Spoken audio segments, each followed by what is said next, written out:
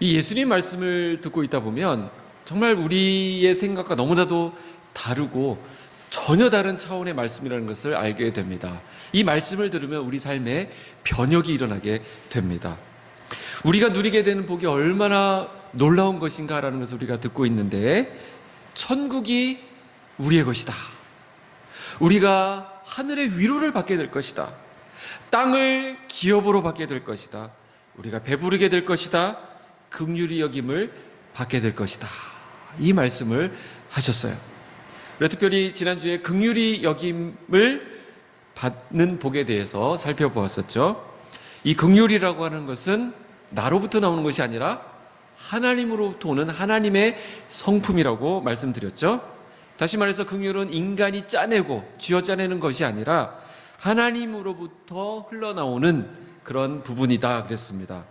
그래서 이 긍휼이라고 하는 것은 하나님의 긍휼을 먼저 경험한 사람들의 삶 가운데서 자연적으로 보여지게 되는 그런 필연적인 반응이다, 이렇게 말씀을 드렸어요. 무슨 말이죠?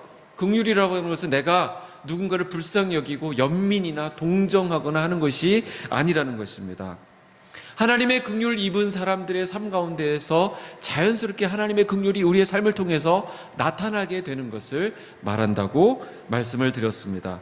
그러니까 마태복음에 나오는 예수님의 말씀을 잘 정리해 보면 예수님께서 이렇게 말씀하세요. 너희들이 어떤 자들인지 아느냐? 너희들에게는 하나님의 긍휼, 하나님의 자비가 나타난 자들이다. 그렇기 때문에 너희들은 복받은 자들이야. 이런 말씀을 하신 것이죠. 우리에게 하나님의 긍휼이 임했고 그것이 우리 삶 가운데 나타나고 있다라는 것입니다.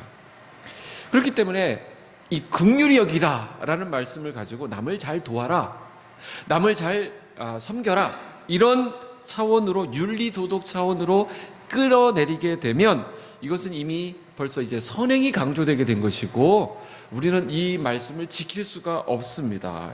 이 긍휼은 어떤 행위, 누군가에게 선을 베푸는 것, 이것을 말하는 것이 아닙니다.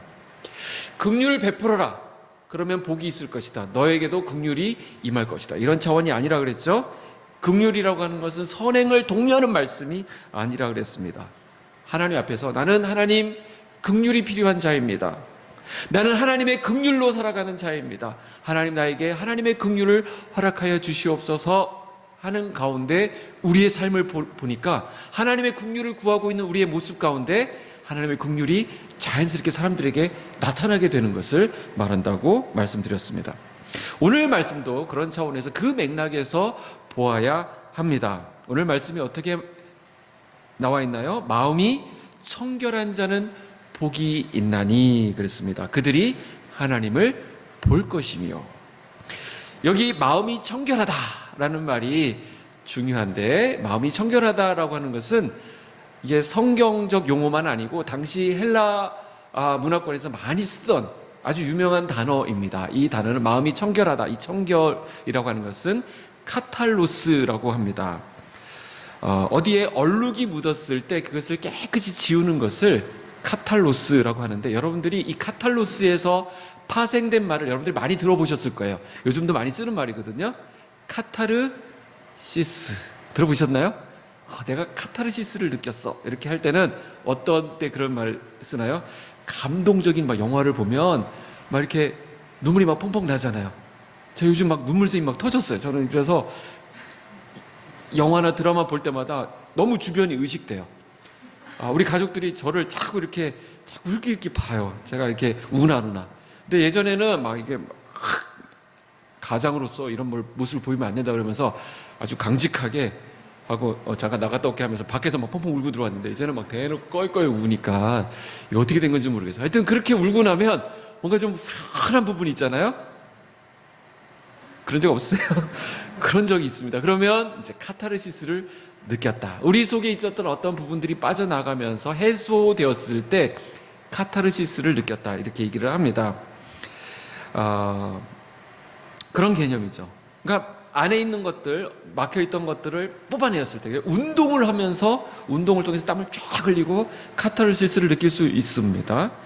어떤 먹는 거를 통해 가지고 내 식욕이 해소되었을 때 카타르시스를 느낄 수도 있어요. 누구와 깊이 있는 대화를 하면서 거기서 인생의 문제들이 해결되었을 때 카타르시스를 느끼기도 합니다. 그럼 여기서 말하는 이 카탈루스라고 하는 것은 어느 경우에 나타나게 되느냐? 마음이 청결할 때 나타나는 것이다 라고 말씀하는 것입니다. 그런데 여기에 전제가 하나 있습니다. 그것은 뭐냐면 우리의 마음은 원래 청결하지 못하다라고 하는 출발선이 있습니다. 그래서 예레미야 17장 9절에 선지자가 뭐라고 지적을 했냐면 만물보다 심히 부패한 것은 사람의 마음이라고 그랬어요. 누가 능히 알리요 그랬습니다. 만물보다 더 부패한 것, 우리의 마음이 정말 부패했다 이렇게 지적을 했습니다. 성경이 주시하는 게 뭐냐면 우리의 마음이라는 거예요. 성경은 끊임없이 우리의 마음, 하나님은 우리의 마음의 중심을 보신다 이렇게 말씀하시는데 우리는 뭐에 더 관심이 있습니까? 외적인 것, 외모에 관심이 있습니다. 외적인 것, 스펙, 그 사람이 어떤 스펙을 가지고 있느냐, 그 사람이 얼마나 똑똑하냐, 얼마나 두뇌가 훌륭하냐, 이런 것들, 두뇌, 이런 걸 신경을 쓰죠. 그래서 똑똑한 사람, 능력자, 실력자, 이런 사람들에게 열광을 하고 마음을 막 쏟고 그렇습니다. 그런가 하면 또 대부분의 많은 사람들이 외적으로 보이는 부분, 외모를 중시하는 경향이 있습니다. 외모로 사람을 평가한다라는 것이죠. 이 외모는 중요한 부분이긴 해요. 우리가 세상에 나갈 때 우리가 세상과 담을 쌓고 사는 사람들이 아니기 때문에 우리 빗속은 관용교회 오시는 분들은 외모가 좀 이렇게 매력적으로 보이셔야 됩니다. 그래서 옷도 좀 잘 입으시고, 왜냐하면 이제 세상 사람들을 상대해야 되기 때문에 그 사람들이 1차적으로 그 외모를 보잖아요. 그러니까 좀 머리도 좀 단정하게 좀 넘기시고, 좀 이렇게 좀 뿌리시고 이렇게 가시는 건 중요합니다. 그러나 그게 다는 아니에요. 그게 다는 아닙니다. 그래서 우리가 전도할 때는 조금 그 사람들을 배려하는 차원에서 외모를 우리가 좀 신경을 쓰지만 이제는 세상 사람들 안에서 외모는 굉장히 중요한 부분이 되어버렸습니다.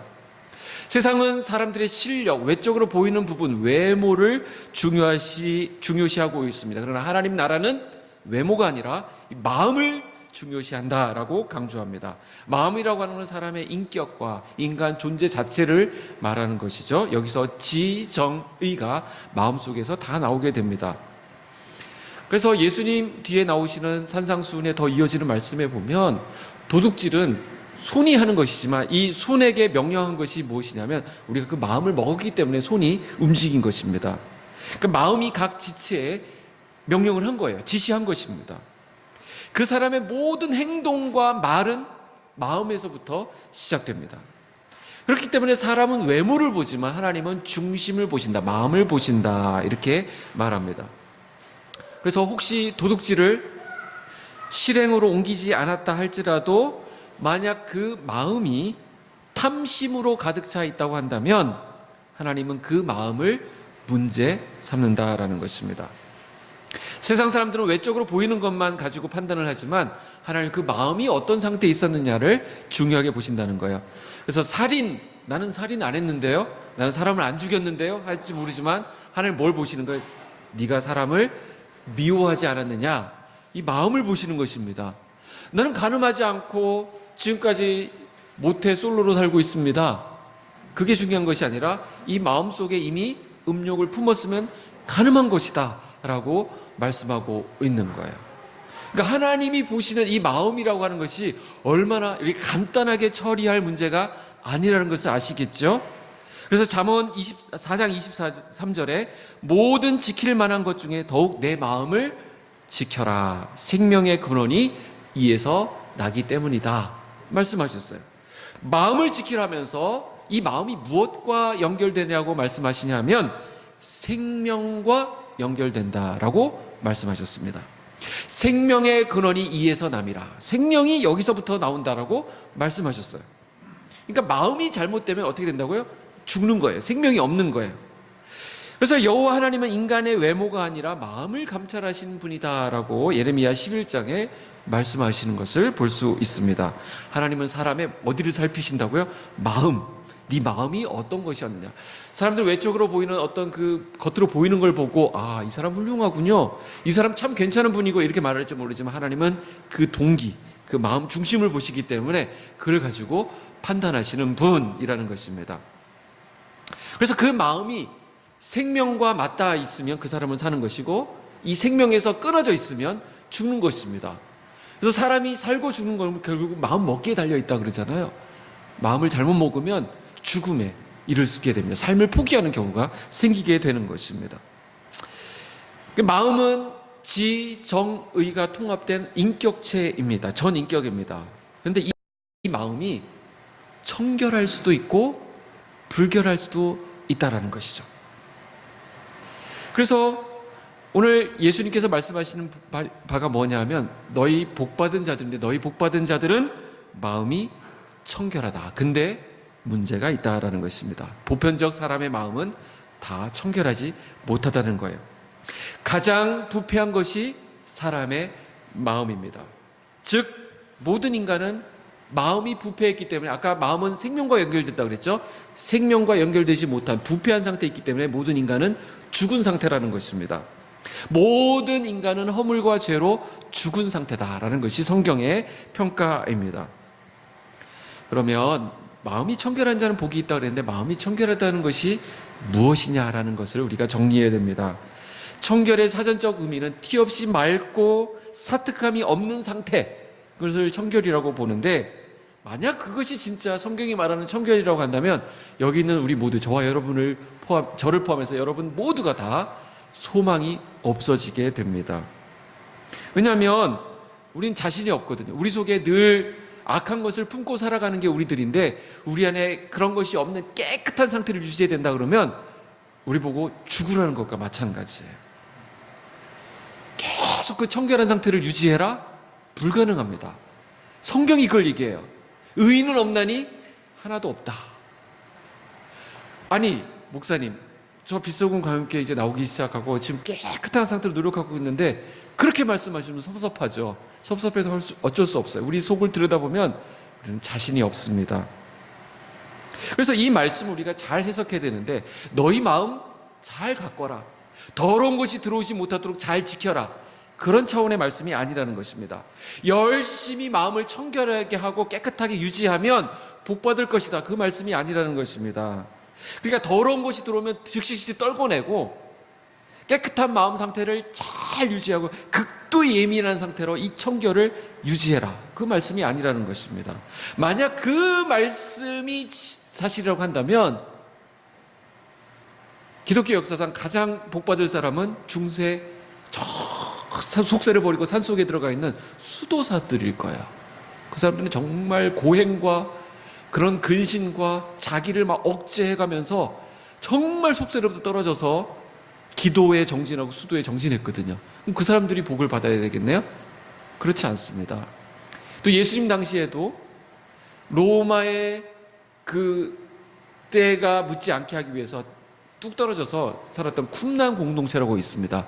그 사람들은 계속 에세네파의 일종인데 그 사람들은 한 곳에 모여 있으면서 거기 가보면 이제 유적지 가보지 쿰난 거기 사적에 가보면 정결 의식을 행했던 그 물 웅덩이가 있습니다. 그래서 정결 예식을 행했던 것이죠. 아침과 저녁으로 몸을 씻는 거예요.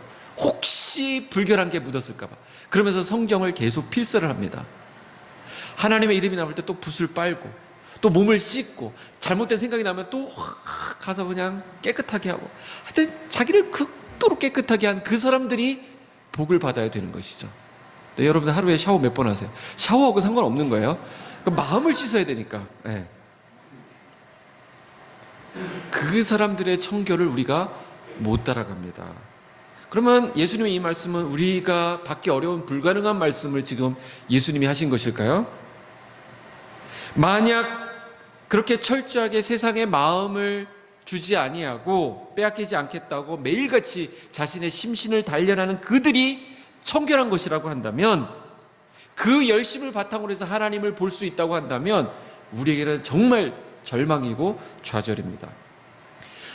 지난 시간에 살펴봤던 긍휼이 그랬듯이 성경에서 말하는 청결이라고 하는 것은 인간이 만들어내는 것이 아닙니다. 이 마음의 청결은 그런 성질의 것이 아니라는 것이 성경 여기저기에서 반복되고 있습니다. 성경 한 구절 찾아볼까요? 오늘 말씀 한 구대만 찾아보겠습니다. 로마서 7장 한번 가보시죠. 로마서 7장 18절 19절 말씀 찾으신 동안 제가 로마서 18, 19절을 제가 읽겠습니다. 내 속 곧 내 육신에 선한 것이 거하지 아니하는 줄을 아노니 원함은 내게 있으나 선을 행하는 것은 없노라. 내가 원하는 바 선은 행하지 아니하고 도리어 원하지 아니하는 바 악을 행하는도다. 잠깐 펴놓으시고요. 바울의 고민이 무엇이죠? 내 속, 내 마음을 어떻게 할 수 없다라는 것입니다. 로마서는 바울의 그 사역 가장 마지막 부분에 기록한 책입니다. 그러면 로마서를 기록할 당시에 이 바울의 영성은 굉장히 올라와 있는 단계거든요. 우리가 거의 바라볼 수 없는 높은 경지에 있는 사람입니다. 그래서 찬양 중에 그런 찬양이 있어요. 예수님처럼 바울처럼 우리는 그렇게 살 수 없을까? 예. 바울이 그 경지에 올라 있는 사람인데 바울이 지금 마지막에 하는 말이 뭐예요? 내 속에 선한 것이 없다. 23절, 24절 여러분들이 한번 읽어주시죠. 23절, 24절 시작. 내 지체 속에 있는 죄의 법으로 나를 사로잡는 것을 보는도다. 오호라 나는 곤고한 사람이로다. 이 사망의 몸에서 누가 나를 건져내려. 무슨 말이죠? 자기를 청결하게 만들지 못하겠다라는 고백을 한 것입니다. 자기 마음이 자꾸 어떤 내 마음에 있는 다른 법에 의해서 자꾸 더럽혀지고 있는 것을 체감하고 있는 것입니다. 그래서 오호라 나는 곤고한 사람이다. 이 고백을 바울도 하고 있는 거예요. 그럼 어떻게 사람의 마음이 청결하게 되느냐? 예수님이 지금 무슨 말씀을 하고 계시냐라는 것입니다. 우리 스스로는 할 수 없지만 오늘 결론인데 하나님께서 그렇게 만드시겠다라는 것입니다. 산상수훈은 우리 다시 정리하면 우리가 이 관점을 놓치셔서는 안 되는데 산상수훈은 하나님의 복을 받은 사람들에게 나타나는 하나님 나라의 성품, 하나님 백성의 성품에 대해서 말씀하고 있는 것입니다. 다시 말해서 이 복은 이미 성도들에게서 이미 하나님의 자녀가 된 사람들에게서 발견되는 부분입니다. 중요한 부분이에요. 다시 정리합니다. 우리가 이렇게 마음을 청결하게 하면 이렇게 긍휼을 베풀면 복을 받아서 이렇게 하나님의 자녀가 된다는 것이 아니라 이미 우리는 하나님의 자녀가 되었기 때문에 이미 하나님의 복을 받은 사람들인데 그 복이 무엇이냐? 마음이 청결함의 복을 받게 된다. 그래서 나중에 하나님의 얼굴을 보게 된다라는 것이다. 우리의 모습은 하나님에 의해서 마음이 청결하게 된 상태이다라는 것입니다. 그래서 이 말씀을 원어로 보면 순서가 좀 다르다 그랬죠? 마음이 청결한 자는 복이 있나니 그들이 하나님을 볼 것이며가 아니라 복이 또다 너희들이여 마음이 청결하니 하나님을 볼 것이기 때문에 이렇게 되는 것입니다. 요즘 말로 다시 번역을 하면 예수님이 이 백성들을 보면서 이 무리들을 보시면서 이렇게 말씀하시는 거예요. 좋겠다 너희들 마음이 청결해서 이제 하나님을 볼 것이잖아. 이렇게 말씀하시는 것입니다. 좀 와닿죠, 그죠? 우리가 마음을 깨끗하게 청결하게 하면 복을 받는 것이 아니라 하나님은 이미 우리에게 어떻게 말씀하냐? 하나님에 의해서 하나님의 그 주권적인 은혜로 우리를 이미 마음을 청결하게 만들어 두셨다. 그래서 너희들은 복 있는 자들이다. 그래서 너희들은 하나님의 얼굴을 보는 그 복을 누리게 될 것이다. 라는 말씀을 하시는 것입니다. 전혀 다른 얘기죠. 그래서 청결이라고 하는 개념을 우리가 우리 머릿속에 좀 개념을 잘 심어 두어야 됩니다. 청결 그러니까 우리 성도들은 이제 아침에 부랴부랴 나오시느라고 두고 온 그 집을 자꾸 생각하시는 경향이 있어요. 집 잘 정리되어 있나요? 오후에 한번 신방 갈까요, 제가? 자, 우리가 어떨 때 청결하지 못하다 그러죠? 빨래통에 있어야 될 그 옷가지들이 막 소파에 널브러져 있으면 청결하지 못한 것이죠. 각 분리수거함에 들어가야 될 쓰레기들이 막 식탁 위에 막 온데 막 책상 위에 있으면 청결하지 못한 것입니다. 그러니까 청결은 뭐냐면 있어야 할 것이 각자 제자리를 찾아가는 것이 청결이에요. 오늘 마음의 청결을 얘기하니까 그럼 그것을 연결하면 어떻게 얘기할 수 있죠? 마음이 있어야 될 자리에 가 있는 것. 이것이 청결이에요. 중요한 얘기죠. 여러분들이 오늘 머릿속에서 정리해야 될 게 뭐냐면 청결은 내 마음을 막 닦고 깨끗이 하는 게 아니에요. 우리 마음을 있어야 할 자리에 두는 것이 청결이라는 것입니다. 반대로 마음이 그 있어야 될 자리를 떠나서 딴 데가 있으면, 이탈해 있으면 그것이 불결한 것입니다. 하나님 앞에 정결하지 못한 것입니다.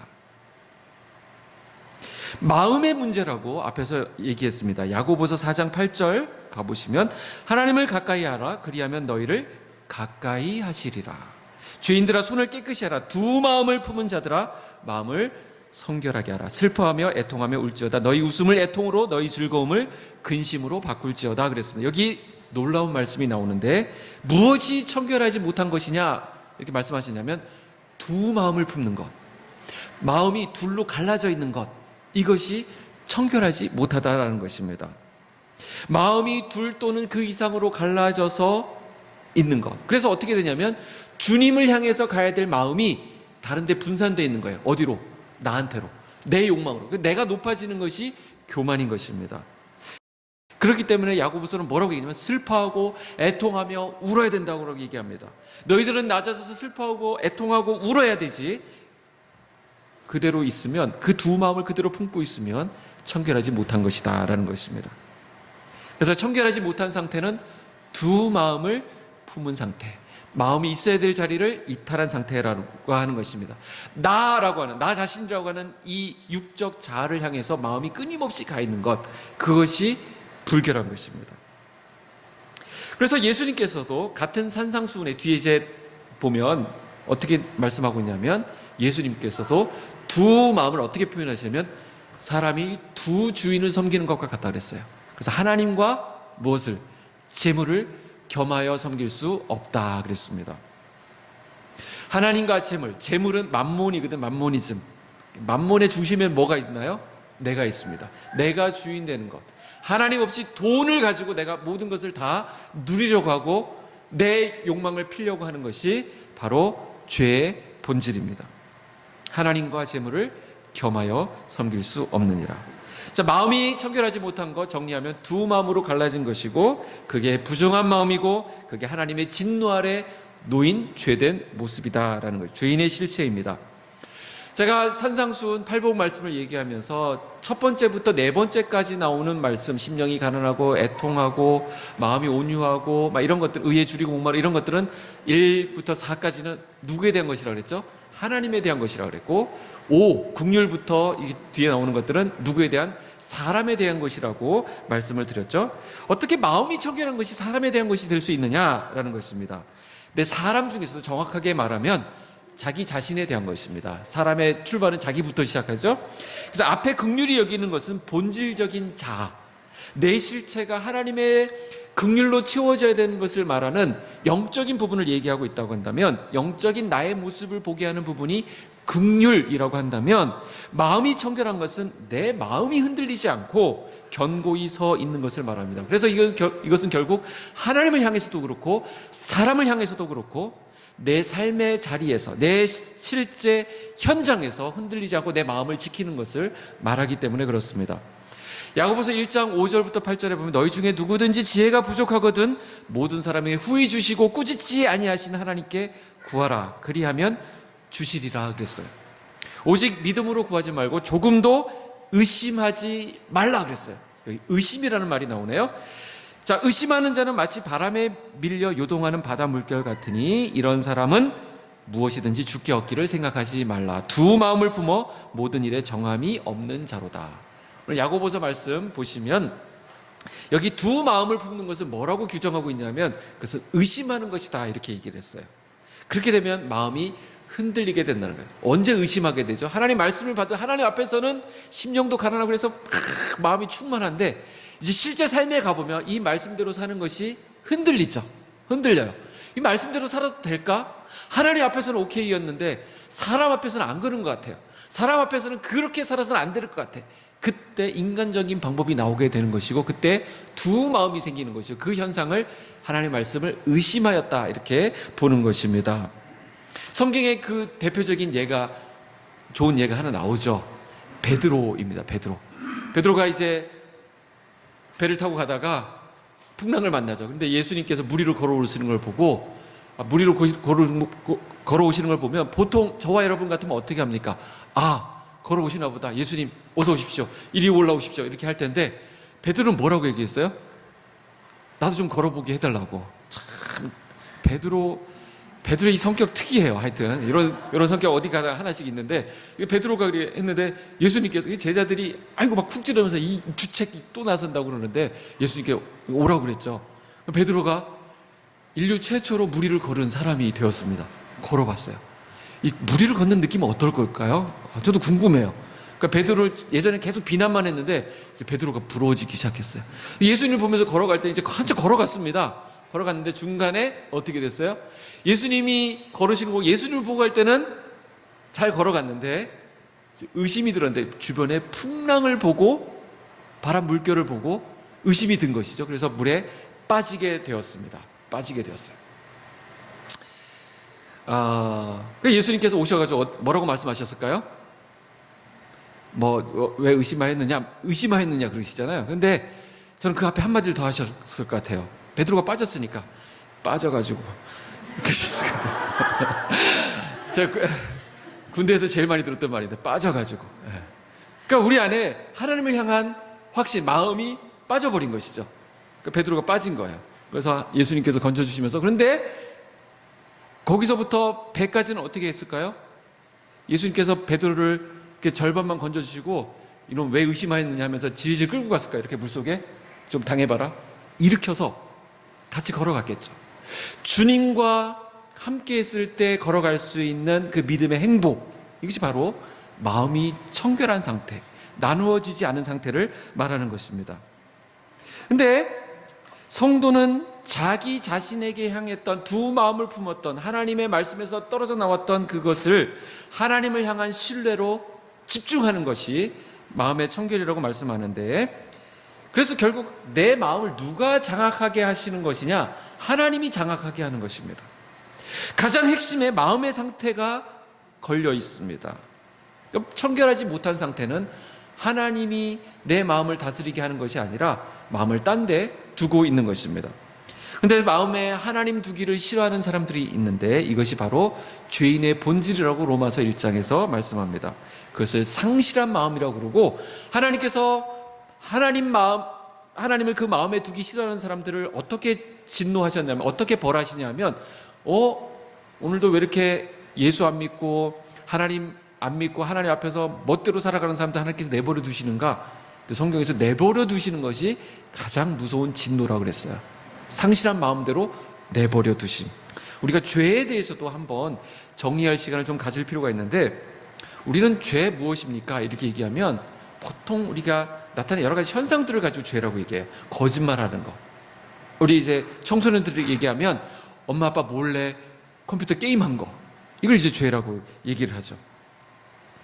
막 욕 좀 한 거, 이런 거. 자, 그렇게 죄가 맞긴 하지만 그건 죄의 결과, 죄의 열매들이죠. 그런 것들은. 죄는 결국 그 마음에 하나님 두기를 싫어하는 것입니다. 이게 바로 죄예요.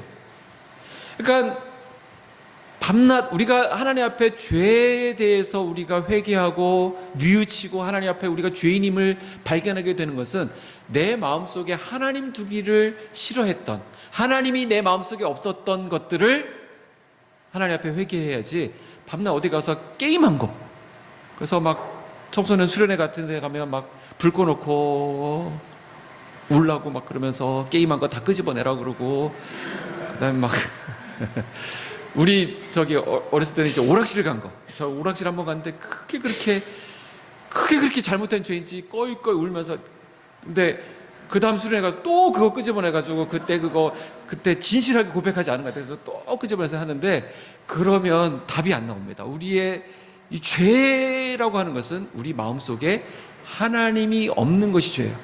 우리가 예수 믿지 않는 사람들에게 예수님을 얘기하면서 당신 죄인입니다 얘기할 때도 사실 이 부분들을 얘기해야 되는 거죠. 당신 마음속에 천지의 주제가 되시는, 주인 되시는 하나님이 빠져 있는 거. 그래서 내가 주인 노릇한 것이 죄입니다.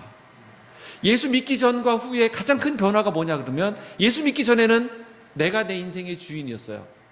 근데 이제 예수 믿고 난 후로는 내 인생의 주인은 예수 그리스도가 되시는 것, 하나님이 내 인생을 다스리시는 것으로 바뀌게 되는 것입니다. 하나님이 하나님의 백성을 살리시겠다 마음 먹으시면 어떻게 해야 될까요?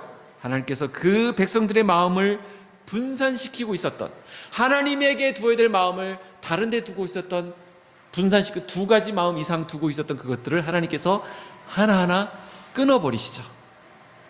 그것이 은혜입니다. 그것이 마음이 청결한 것이에요. 마음이 청결하게 되는 것은 내가 하는 것이 아닙니다. 그렇기 때문에 하나님이 하시는 거예요. 하나님이 우리 가운데 행하시는 일, 그것이 바로 하나님이 우리의 마음을 청결하게 하시는 것입니다. 애통, 심령의 가난함, 의에 줄이고 목마름과 그대로 연결이 되죠.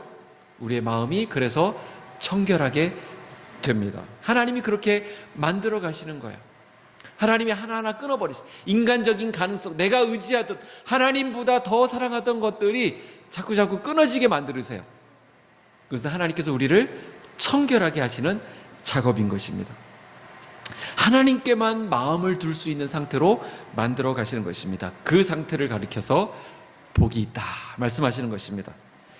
시편 24편 3절부터 보시면 여호와의 산에 오를 자가 누구며 그의 거룩한 곳에 설 자가 누구인가? 곧 손이 깨끗하여 마음이 청결하며 뜻을 허탄한 데 두지 아니하며 거짓 맹세하지 아니하는 자로다. 그는 여호와께 복을 받고 구원의 하나님께 의를 얻으리니 이는 하나님을 찾는 족속이요 야곱의 하나님의 얼굴을 구하는 자로다 그랬습니다.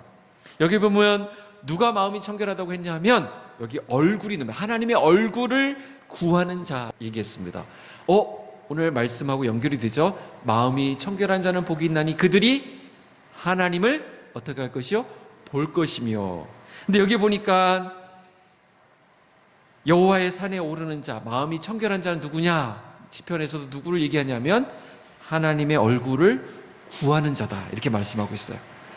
마태복음의 말씀과 시편의 말씀이 그대로 연결되는 것을 볼 수 있죠. 청결한 자에게 허락된 복은 그래서 하나님의 얼굴을 보는 것입니다. 그리고는 하나님의 의를 얻게 된다 얘기했어요. 우리가 의에 줄이고 목마른 자 할 때 의를 어떻게 정의했었죠? 의는 하나님과의 올바른 관계에 있는 것이라고 그랬죠. 하나님과 좋은 관계에 있는 것이 의라고 했습니다. 그래서 여기서 하나님을 본다고 하는 것은 시각적으로 하나님을 본다라는 의미가 아니라 예수님은 아무도 하나님을 볼 자가 없다 그랬어요. 그래서 우리가 하나님을 본다는 것은 하나님을 만난다, 하나님을 예배한다라는 의미입니다. 하나님의 임재를 누리고 하나님과의 사귐을 갖고 하나님과 교제하는 것을 말합니다. 그리고 기도할 때, 찬양할 때, 말씀을 대할 때 우리 가운데 하나님의 임재를 누리고 여러분들의 일터에도 삶의 자리에서 하나님을 누리고 있다면 여러분들 하나님의 얼굴을 보고 있는 것입니다. 또한 그분을 만난다고 하는 것은 그분과 소통하고 은혜로운 교제를 나누는 것을 말합니다. 하나님은 은혜가 풍성한 분이세요. 하나님을 만나면 그분의 은혜를 받게 되는 것이고 그분의 도움을 받고 그분의 능력이 우리에게 임하게 됩니다. 인간이 하나님을 만난다고 하는 것이 최고의 복이에요. 그래서 예수님께서 우리를 보시면서 와 좋겠다, 너희 마음이 청결하니. 그래서 예수님이 보신 우리가 누릴 그 복을 보시면서 예수님이 가장 잘됐다 너희들 하신 그 부분이, 격려하신 부분은 뭐예요? 우리가 하나님을 볼 것이다 라는 것입니다. 우리가 하나님을 보는 것이 그렇게 복이구나, 우리가 하나님과 만나는 것이 그렇게 중요한 것이구나. 예수님께서 그 부분을 지금 우리에게 알려주고 있는 것입니다. 다윗은 일심이 뭐예요? 마음이 하나로 하나님을 경외하며 전심으로 주를 찬송하던 자였다 이렇게 말씀하고 있습니다. 그런데 아들 솔로몬 때 갈 때는 놀라운 표현이 나옵니다. 다윗은 전심으로 여호와를 섬겼는데 솔로몬 때 가서는 마음이 나누어져요.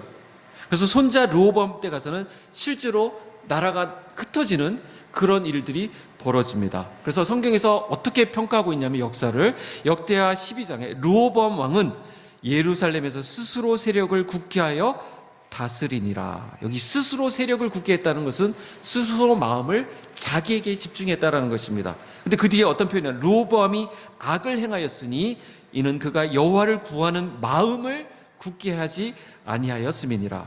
그러니까 내 속에 나에 대한 마음을 굳건히 하고, 스스로 굳건히 하고, 하나님을 향한 마음은 굳건히 하지 않는 것. 마음이 하나님께 강하게 가 있지 않는 것이 바로 마음이 나누어진 전심으로 하나님을 구하지 않는 상태라고 역사가 평가하고 있는 것입니다. 인간의 관심사는 늘 눈에 보이는 것입니다. 외적으로 보이는 것. 그러나 하나님은 우리의 마음을 살피신다 그랬습니다.